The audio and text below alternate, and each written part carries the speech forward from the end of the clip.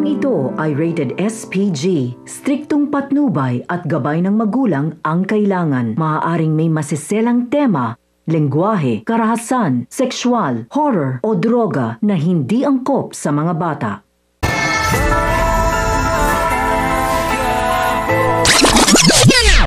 Ibinigay na ni Edwin sa kanyang nanay Nita ang perang nakuha niyang parte sa panloloob kay Rhoda para pangdagdag nga sa ospital ng kanyang tatay Marsing.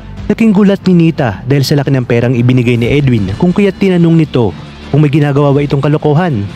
Maya-maya pa ay magkakasalubong na ang magkapatid na sina Mokang at Edwin. Magtataka si Edwin dahil kasama ni Mokang si Chiki kung kaya tinanong niya ito kung nagtatrabaho na rin ba ito sa pinagtatrabaho ni Chiki.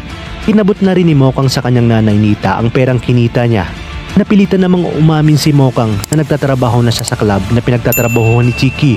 Ayon pa kay Mokang na wala na siyang pakialam sa sasabihin ng ibang tao dahil ang mas importante ngayon ay maipagamot nila ang kanyang tatay Marsing.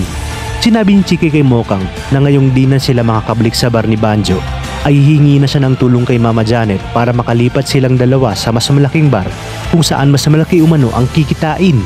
At panigurado umunong maipapagamot nila ang kanyang tatay Marsing pag nagkataon. Nasa huli nga talaga ang pagsisisi dahil sa pag-uwi ni Tanggol at Enteng ay sinabi ni Tanggol na parang mali na naman ang ginawa niya.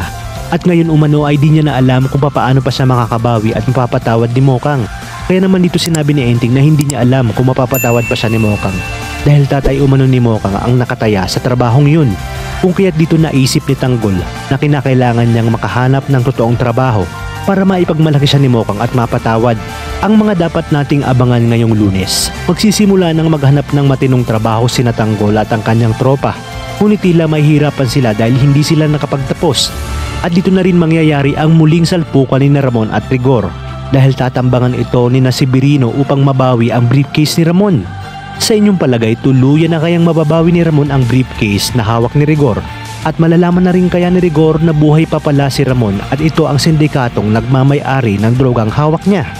Kaya naman mga kapamilya, kapit lang dahil marami pa tayong dapat abangan dito lang sa bagong tinututukan ng Sambayanan na ang FPJ's Batang Quiapo.